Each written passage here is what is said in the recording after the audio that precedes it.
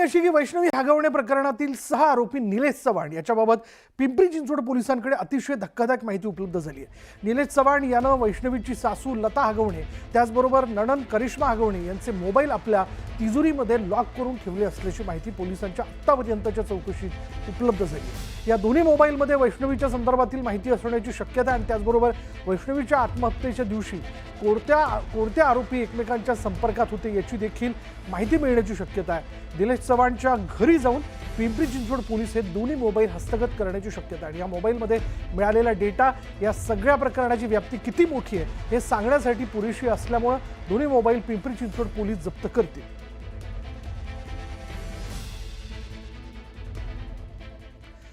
वैष्णवीच्या बाळाची हेळसांड करणाऱ्या निलेश चव्हाणला पोलिसांनी 3 जूनपर्यंत पोलीस कोठडी कोर्टाने त्याला सुनावलेली आहे आणि बावधन पोलिसांनी चव्हाणच्या कोठडीची मागणी केलेली होती।